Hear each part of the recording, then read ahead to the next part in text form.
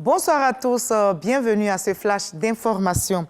Le Premier ministre Robert Begré-Mambé vient de lancer la plateforme dédiée au contenu local. Le dispositif vise à donner une nouvelle orientation au secteur pétrolier et gazier ivoirien.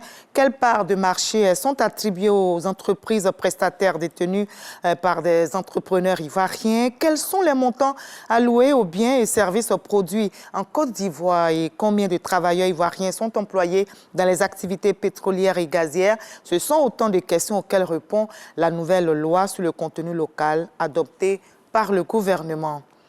Et toujours dans l'actualité nationale, ce jeudi, le Premier ministre Robert Begré-Mambé a présidé l'ouverture d'un conseil d'administration au CESEC. Il s'agit de l'Association internationale des conseils économiques et sociaux et institutions similaires. Les membres de cet organisme international veulent contribuer à la promotion du dialogue social et de la démocratie participative dans le monde. Le Premier ministre ivoirien salue le rapport dans le processus de développement socio-économique de notre pays.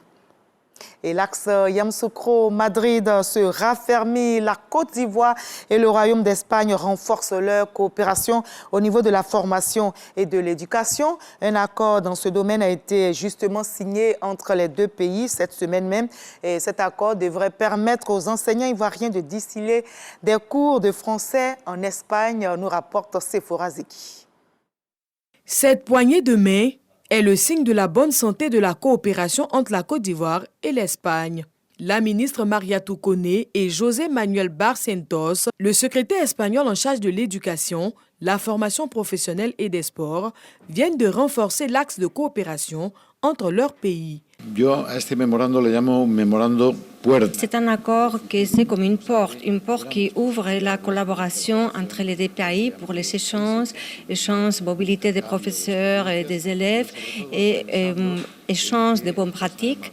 Et il y a des professeurs ivoiriens qui vont aller en Espagne l'année prochaine pour être assistants de conversation dans les cours de français en Espagne. En Côte d'Ivoire, on compte environ 900 000 apprenants d'espagnol pour un peu plus de 5 000 enseignants. Des chiffres qui montrent bien l'importance de cette langue dans le système éducatif ivoirien.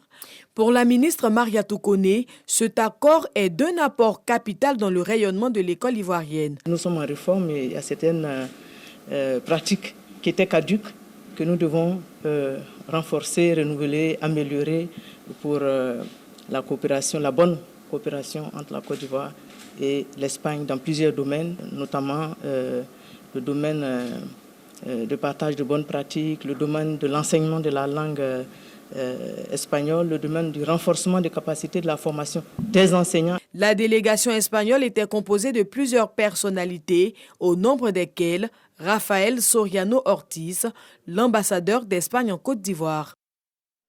Voilà, et nous sommes jeudi, nous aurons le dossier politique de ce 20h qui porte donc un regard croisé sur l'héritage du leader politique ivoirien Henri Konan Bédié, l'ancien président ivoirien et président du PDCI RDA est décédé, je rappelle, le 1er août 2023. Il sera inhumé le samedi 1er juin prochain à Daoukro, sa ville natale. Le pays se prépare donc à lui rendre un ultime hommage. Mais question, quelles leçons tirer de son parcours, comment son héritage influencera-t-il les générations futures? Vous aurez les éléments de réponse dans le dossier politique à 20h.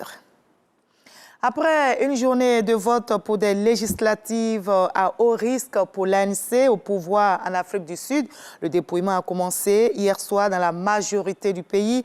La commission électorale s'attend à une participation bien supérieure à celle des dernières législatives en 2019 qui était de 66%. Les résultats définitifs ne sont pas attendus avant le week-end.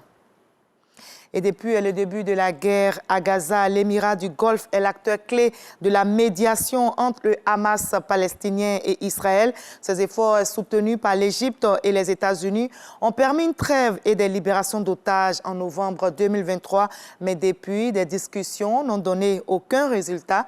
Le Qatar espère une trêve pour le bien-être des populations. Et on se retrouve à 20h pour la grande édition. Mais juste après ce Flash Info, je vous invite à suivre l'info régionale pour avoir toutes les nouvelles de notre très belle région ivoirienne. À tout à l'heure, à 20h.